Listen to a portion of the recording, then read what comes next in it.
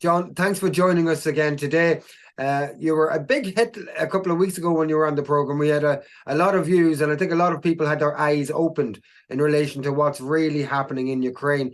You wanted to speak to us again today, specifically about the bombing of Donetsk city by Ukraine, because at the moment we're hearing about the attacks on infrastructure in the mainland Ukraine, if you want to call it that.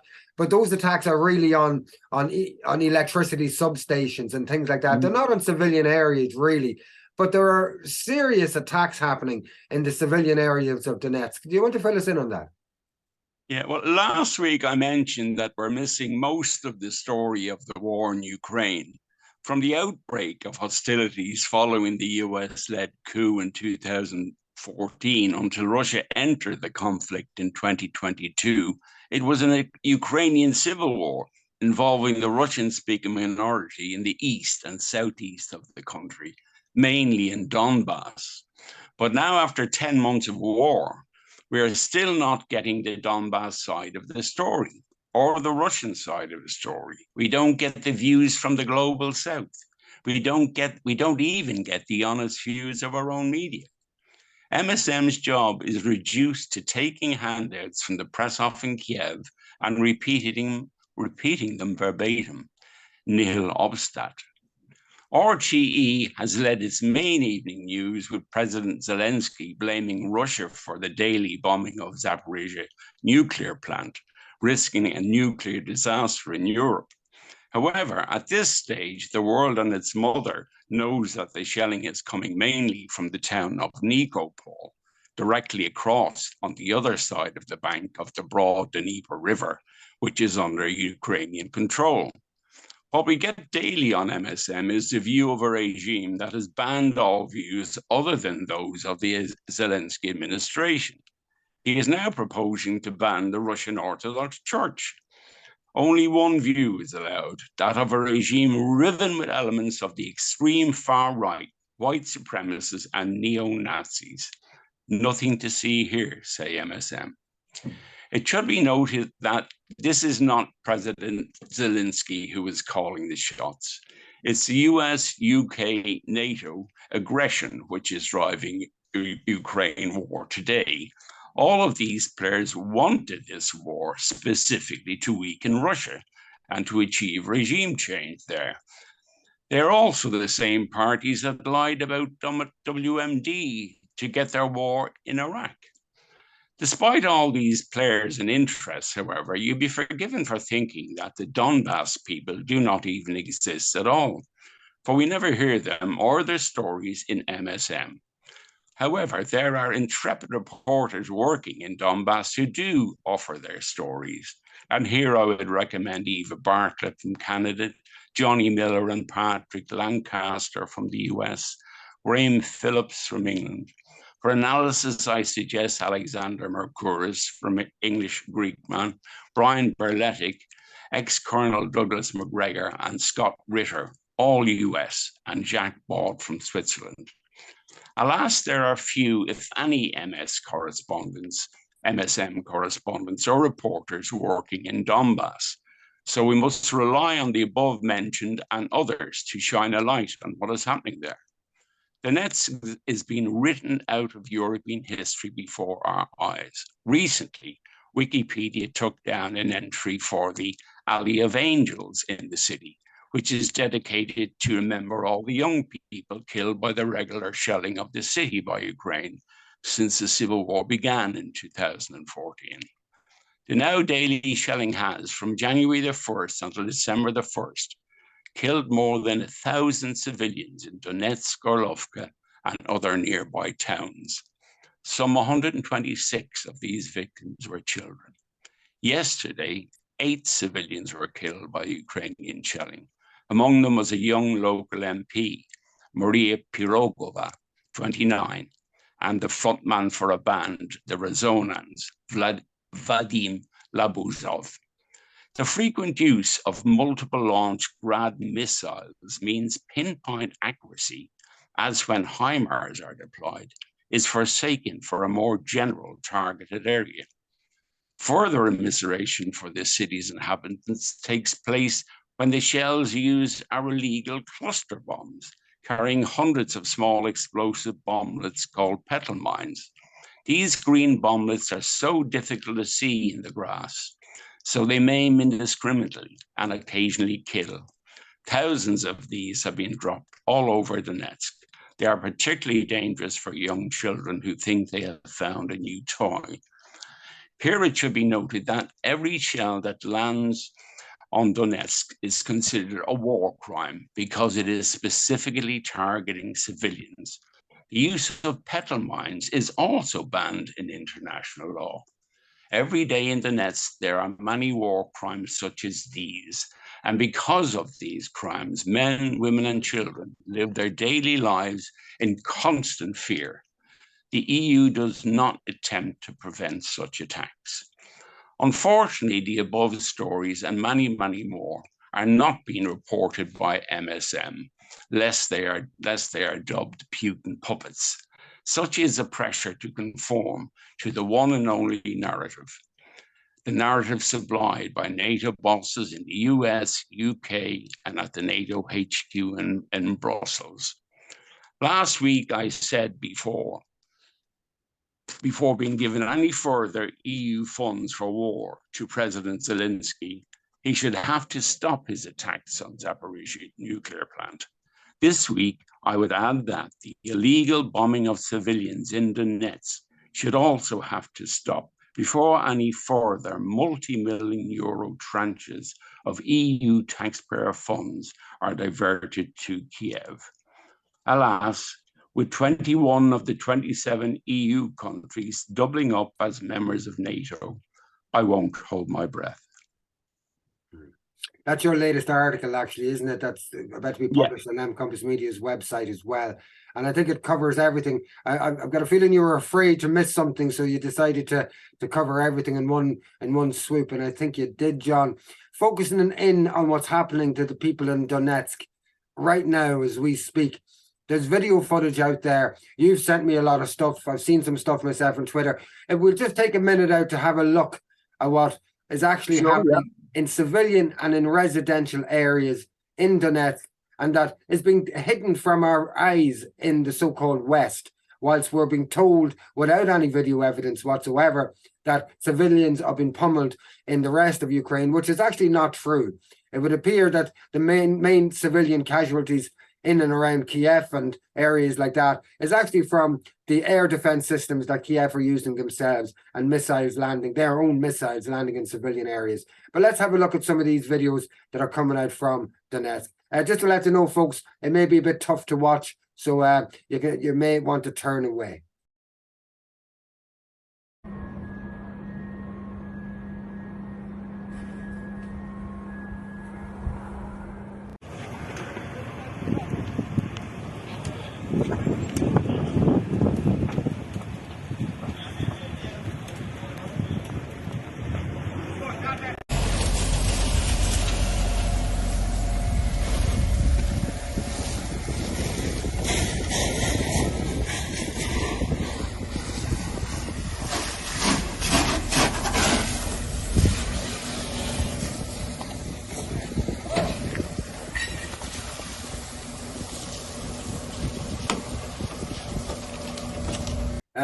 We have some video footage now of some injuries. This is a girl that was injured. It's hard to tell whether she was injured in the shop when a missile hit the street she was on, or whether she was injured outside the shop and taken in to be treated there. В магазине ранен ребенок, оказывает помощь. There are also images of civilians lying dead on the street. Yes, there's so many of those. I only sent you a handful, but there are so many. And this has been happening this has been happening since 2014, really, but it has intensified since the military intervention by Russia, and in fact was intensifying before the military intervention, and it's what actually prompted the military intervention by Russia. That is a key point. That's a key point, because for about 6 days before February 24th, when Russia went in, there was a massive bombardment all along the front line where Ukraine had bought between 60 and 80,000 soldiers, of their best soldiers, and all their artillery. And they opened up hugely. The OSCE has all the details, and you can see the massive increase, and kept increasing every day until Russia moved in. Yeah. And this is a video put out by an Italian journalist of his experience of visiting the Donbass and particularly the Donetsk region, and his experience of the war there. This is just 1.5 minutes from the Italian journalist.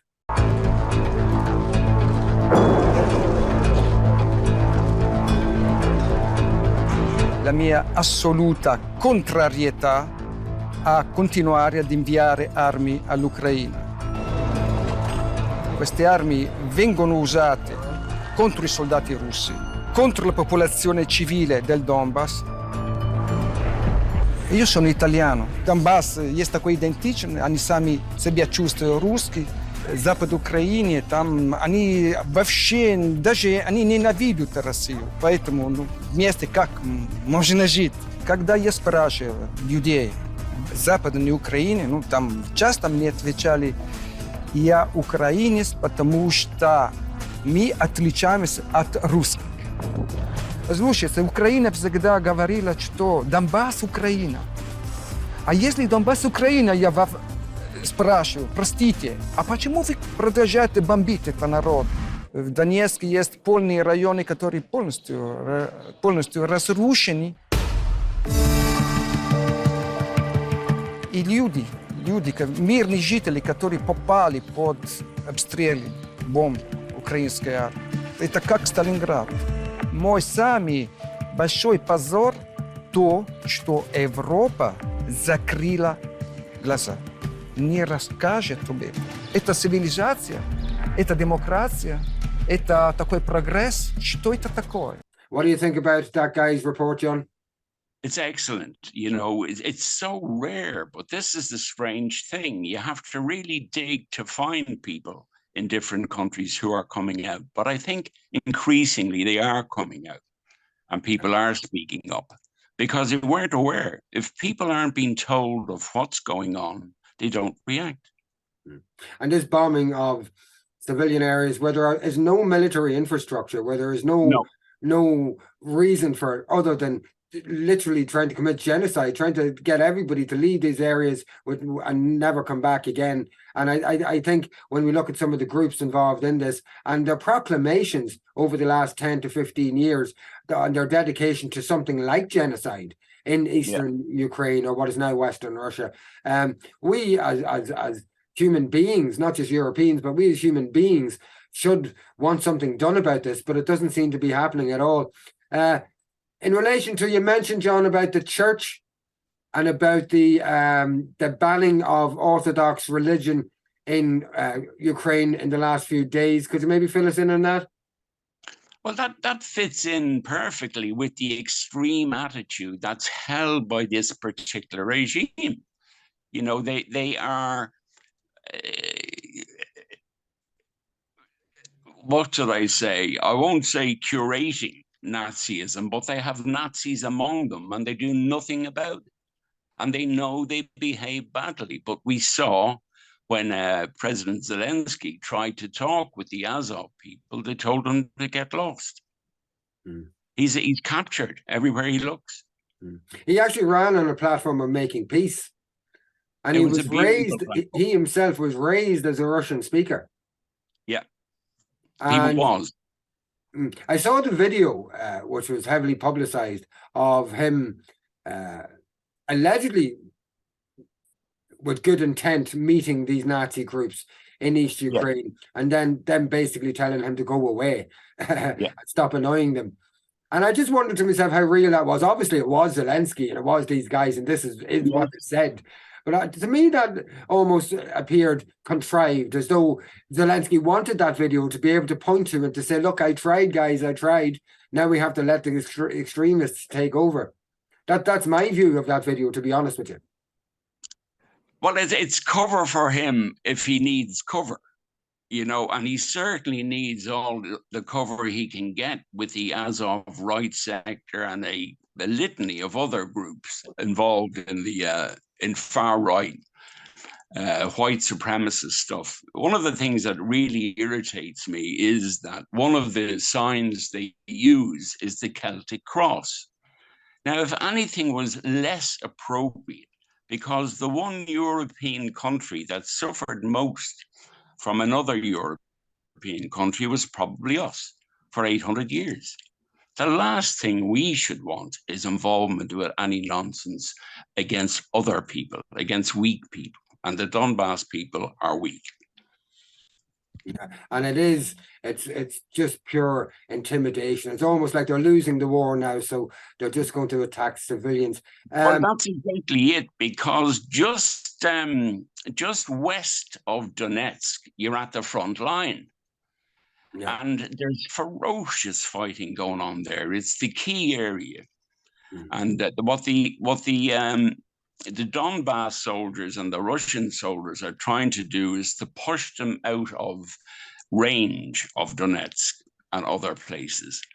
But they're so well dug in. They've been digging in for 8 years around Donetsk, and they have cement brick houses underneath the ground. They're very, very hard to dislodge.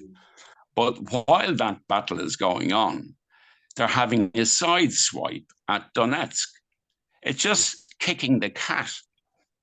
It's petty. There's no military purpose to it. And it is obvious war crimes when you're attacking civilian areas in that nature. And then again, that terrible, terrible fact that actually whatever the Ukrainians do, that's criminal in nature, it'll be inverted and we'll be told within a few days that it was the Russians did it. Just focusing in on this banning on the Orthodox religion, I don't want to lose that for a minute. There's a few, we have some images and headlines. So a part of the bombing of Donetsk does involve or has involved the attack on religious institutions and organizations such as Orthodox churches. There is St. Nicholas Orthodox Church on fire. This is from a couple of evenings ago when the church was bombed. Zelensky has moved to ban essentially the Orthodox churches in Ukraine, or at least make it a situation where they can't actually, the church leaders can't operate anymore. So it's not necessarily an outright ban on religions as much as it is what you might call a censorship of religious figures so that they can't practice anymore. And although the Orthodox religion, there has been efforts to split it into the Ukrainian Orthodox religion and the Russian Orthodox religion over the last 10 or 20 years, in reality, it's still the same religion. And it is the overall orthodoxy of religion that is being incapacitated by Ukraine and its far-right regime over the last few days in particular. Do you have any comment on this, John? Well, I would think it just fits into the rabid hatred of all things Russian that are held in Ukraine. In school, they're taught that the Russians are beasts and a threat to them, and they should have a hostile attitude towards them. So society now, it doesn't surprise me. You know, any reference to Russia is hated. Yeah. And whether that's religious or not, I'm afraid. And we can see that religious figures themselves are being attacked. Here's an image of an Orthodox religious figure who was attacked in the last few days. Green paint. Nationalists, Ukrainian nationalists tend to tie people to poles and cover them in green paint if they're accusing them of being Russian speakers or Russian or anything like that. So here is an Orthodox priest who was attacked with green paint. And it just reminds me of images from 1930s Germany. It just seems to be reflecting what those guys aspire to back then and what a lot of the military, from what I can see in Ukraine, aspires to today. Just in terms of a quick update, I want to talk about the the reducing availability of weaponry in the West to provide to Ukraine, but just to give a little bit of an update on what's happening along the battlefields and battle lines at the moment. We've been told in Western media that Ukraine are still winning, that everything is gung-ho with them. In reality, they've stalled right across along the battle lines.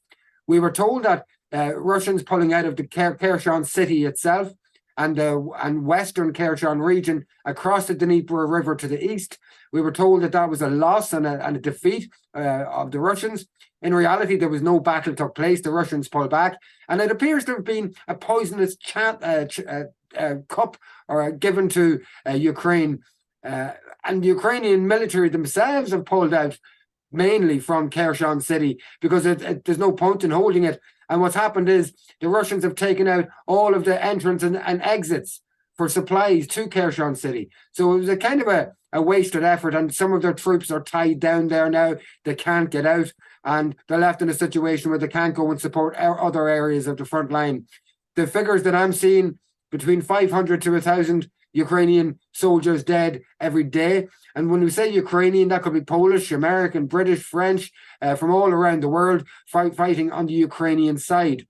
We can see, as you said yourself, in the Bakhmut region, but also in and around the Donetsk city region, slowly but surely the Ukrainian forces are, to use a very common phrase in this war, are being ground down. And it's not looking at all positive. And yet we're being told in the West, gung-ho, let's give more arms in there, let's throw more money in there. Ultimately, let's throw more lives away. What's your take on that, John? Well, I'd be happy if it all stopped tomorrow, because nothing good will come out of this. If you think of the many millions that have been spent there already, wouldn't it have been an awful lot better to try and introduce decent government into Ukraine, give them a hope of entering the EU, but only linked to decent behavior, not picking on the Russian-speaking members of their population. That end of things could easily have been stopped. And it seems there's no shortage of money when it comes to war. But there's so many things we could have done with that are good, rather than have a war in the heart of Europe that still could draw in the Poles, because this area is a minefield of ethnic hatreds and history that goes back a long, long way. You have Poland that's eyeing part of the west of Ukraine, considering that they have a claim on it. Should things fall apart in Ukraine, you may see Poland moving in. Romania has an interest in some other areas. This is the kind of mess you get into when you get into a battle in Europe. And Poland and the Polish government in particular have a lot to answer for when it comes from everything from the destruction of Nord Stream to the continuing winding up of this situation and worsening of this situation, debating of Germany, debating of other European countries to become more involved, and the extremity of the statements coming from some members of the Polish government. It's just absolutely shocking. And as you said, they seem to have some skin in the game from the point of view that they have aspirations to control parts of East Ukraine. And when I mentioned that about 8 months ago in a chat, people laughed at me, but it's becoming more and more obvious that those conversations are at least happening. What happens now if Ukraine completely fails as a state? And I think Poland is seeking advantage. It always has. When we look back at the history, or as you said, over the last 400 to 500 years of this coming and going of borders in this region. You know, I wouldn't be surprised if Germany was eyeing Danzig either, Gdansk in Poland itself. You're worried. But all of these things come up. There is such powerful histories and hatreds in the region. Yeah. In the Eastern Europe, you have Poland and the Baltic states who have a tremendous hostility to Russia and anything Russian. And that's something that we need to mind. so that it doesn't get us all into trouble. I think we're already in trouble, and I think the only possible thing that's going to stop this at this stage is running out of weapons. I actually literally think it is, if that's a possibility. We have a video of the head of Raytheon, which is one of the biggest Western missile manufacturers, and this is what he said about the availability of further weaponry, or at least the expenditure of weaponry thus far provided to Ukraine. The problem is we have consumed so much supply in the first 10 months of the war. We've essentially used up 13 years worth of Stinger production and 5 years worth of Javelin production. So the question is, how are we going to resupply, restock the inventories? So that's a serious admission. And within 4 to 5 days, of him making that statement, the stock in Raytheon went up by 4.01%. So running out of missiles seems to be something, I suppose, demand and supply, and people think, oh, this war is going to be prolonged and they're going to produce lots more missiles and make lots more money. What do you think about this murky money side of this war? Well, one of the interesting things there that I think some listeners might find interesting is that the Secretary of State for Defense came straight from the board of Raytheon into that position. Now, talk about a conflict of interest, if ever there was one. But unfortunately, that's the way the military-industrial complex runs in America.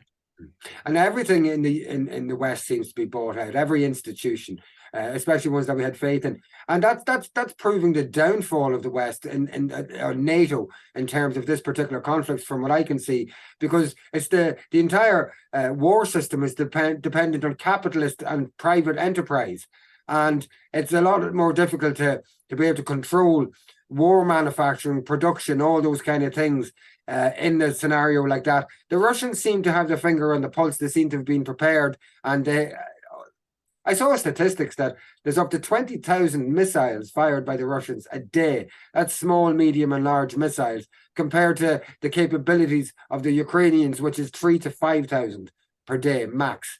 So that's a hell of a ratio inequality that is only appears to be worsening. I'm told that the Ukrainians now are being provided with little to no ammunition, with very few missiles, and their forces are just about on the verge of collapse. There's another conscription drive over the last couple of weeks in Ukraine. They're conscripting people over the age of 50. Some have said even over the age of 60, and they seem to be desperate. Also, it was brought to my attention over the last few days, a lot of the new conscripts in particular have no enthusiasm whatsoever to get involved in this war on Ukraine's part. A lot of them don't really have any military experience.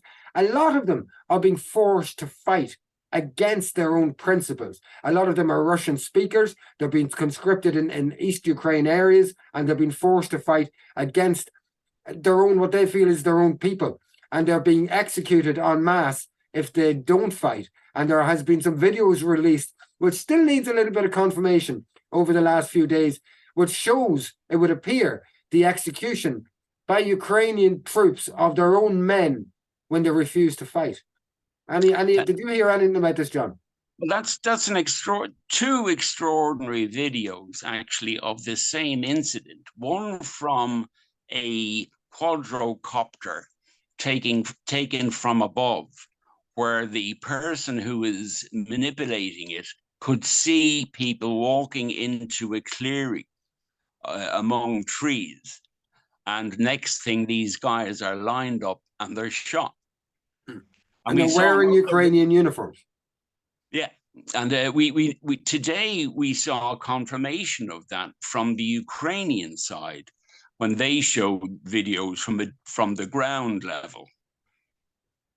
Yeah, but that's how harsh it is, you know. The only thing that made me pause about those, get that behind the soldiers on the front line are people like the Azov and the right sector who are there specifically to kill any soldiers who try to desert.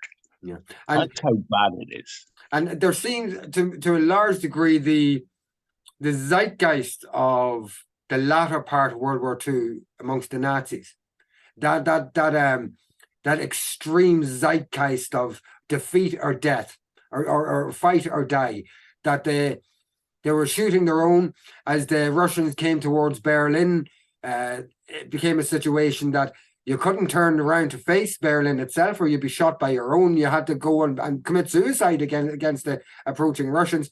The guys today were brought up in that history, and they were brought up to admire that spirit of Nazism in the latter and the failing year of World War II, failing for the Nazis. And so time and again, when I see what's happening in Ukraine, I'm just minded of the reports that I read from back then. And they're almost, it seems to be an attempt to mimic, even in defeat, to mimic what happened in 1945 in Berlin, 1944, 1945 in Berlin. Have you noticed that yourself, John? Well, what I've noticed is that it seems to me that there are a lot of people in Europe for whom the Second World War never ended. A lot of the Nazis, for example, were given great positions in the West, in America, in the, if you look at even Ursula von der Leyen's grandfather was a senior Nazi. So was Schwab. So was Schwab. His father was a Nazi, yeah. So it's not, it hasn't gone away, you know. Victoria Freeland in Canada. Anyway, I'd be worried that people are going to accuse us of going down conspiratorial rabbit holes. Let them check that out for themselves. We're going to finish up, John, but I want to look at a few what I'm calling absolutely crazy stories that are coming out, just to show the level of propaganda that we are being fed about what's happening in Ukraine. Here's a headline. As Ukraine's culture minister, I'm asking you to boycott Tchaikovsky until this war is over. This is by 𝐔𝐊𝐑𝐀𝐈𝐒, who is the Minister for Culture in Ukraine. This is from the Guardian newspaper, the UK Guardian. It's from today's Guardian. We're recording this on the 7th of December. What do you make of that petty behavior? That is clown world, you know. It's infantile. I mean, you can't even listen to Tchaikovsky because it triggers your anti-Russian thing. No. Here's another one. Here's another one. Wives of Russian troops encouraged them to rape Ukrainian women, Ukraine's First Lady says. What do you think about that headline? What I think wouldn't be that important, but I suggest that if you ask any woman, would she tell her husband to do that in any situation, and you'd be laughed out of it. And I'd also suggest that we think back on the ombudswoman, Ms.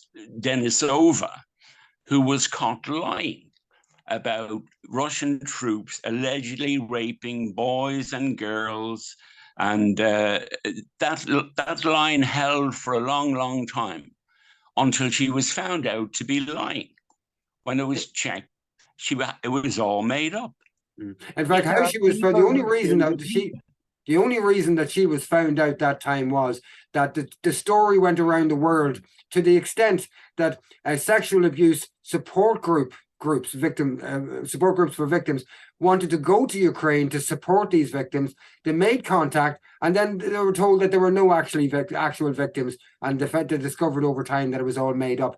And because it was such an international embarrassment, Ukraine's own parliament recalled her, or essentially fired her publicly.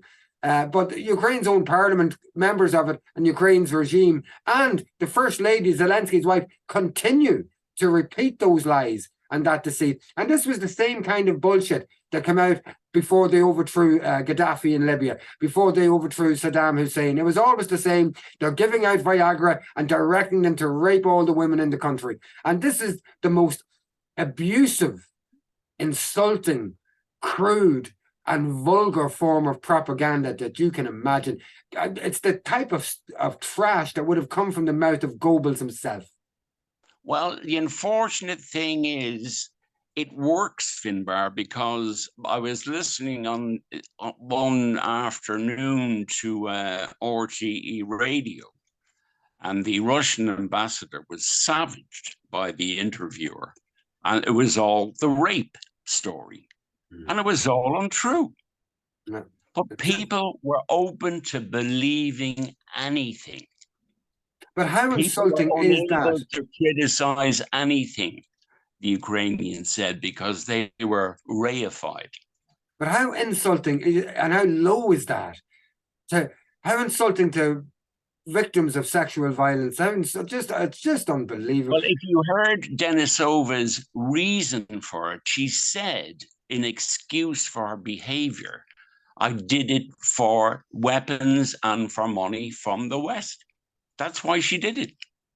That's unbelievable. And probably to soften her own nest while she's at it as well. John, just on the final little topic, there's so much we could pull from Ukraine on a weekly basis, but here's our final topic, and it's just looking at the fact that the Supreme Court in Ukraine has declared and made a legal fact now in Ukraine that Nazi symbols are no longer representative of Nazis.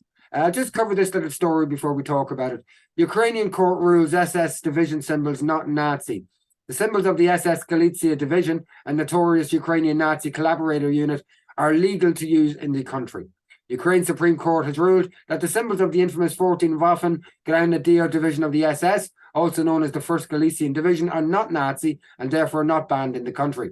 The top court upheld an earlier ruling on the matter by a lower court, ending a years-long legal battle over the controversial legacy of the notorious formation, comprised primarily of ethnic Ukrainians who led to the death of over 100,000 Jews, homosexuals, communists, and anybody who complained about Nazi behavior in Ukraine during World War II.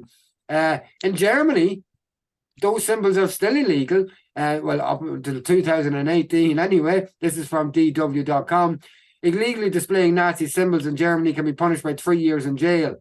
It does exempt art, but which works are allowed to show swastikas, SS, sig runes, and such is often more a matter of the art medium itself. So it's banned in Germany, banned in other European countries. The Supreme Court in Ukraine has just said that it doesn't represent, these types of symbols don't represent Nazism or Nazi groups. What do you make of that? Well, what I think of it is it's making a special case for Ukraine as being a place where all sorts of things are allowed and accepted that wouldn't be allowed or accepted anywhere else in the world. And yet it is accepted there. When you can have a state sponsoring Nazism, there's something terribly wrong there. And we can't just walk away from that while we argue that the far right in other parts of Europe are acting up and causing problems.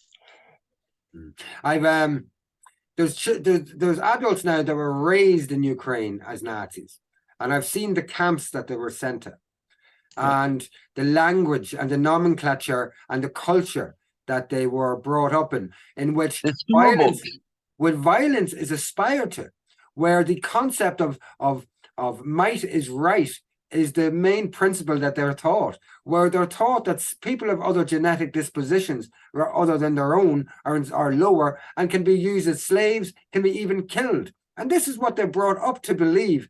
And now they're adults holding guns. And that's a very worrying. And they're about to join the EU, they think. They're about to join NATO, they think. And they're about to get into our pockets. It's a worrying development. It is indeed. And however, I do get a sense that the general public are copping on a lot more than they were. And I doubt if they'll be as acquiescent for very much longer. There have been protests all over Europe about the war. And as winter comes in and we start suffering from shortages, it's going to even increase the question of support for Ukraine, because this can't go on. But my worry is, John, that the people that you would expect, so at the moment, right across Europe, we're being told that anybody who questions the influx of migrants, for instance, or refugees, as they're being called, or asylum seekers, that they are far right. To my mind, the most far right you can get are Nazis. They're white supremacists. They're not talking about services or access to services. They're talking about that their race is better than other people's race and that people should be exterminated. All right. So we have these groups in Ireland that are political parties, other groups like Antifa, for instance, would spend their entire time chasing down the so-called far right, which are just oftentimes people who are questioning the influx of migrants into our country, but are not saying that one race is better than another. When they're presented with the specter of actual extremist Nazi, the most far right you can get, there's not a dicky bird out of any of them. No. And not only are they very far right, you can find some of the people in Europe or elsewhere can be a little bit performative about being far right. They like dressing up and they like being the bad boy and all of this. But this is of a scale beyond anything like that. Blood comes into it, unfortunately. And we are funding, financing, and glorifying it. Yes, we are. John, you're going to join us next week, I hope. Please, God. I hope so. We'll give you a shout again then. Thanks for joining us tonight. Is there anything you'd like to close up with? No. I would just like to say that what Ukraine reminds me of, on a lighter note, is when I was younger, I used to read Superman comics, and there was a planet called Bizarro in the Superman comics where everything was done arseways. And this reminds me of Ukraine. Nothing is as it seems. Nothing is as it is in other European states. Okay. And what was the name of that country in the Superman thing? Bizarro. Bizarro. I must look out for that and try to do a comparative analysis with Ukraine. John, until next week again, thanks a million for joining us. I'll speak to you next week. Okay, Finbar.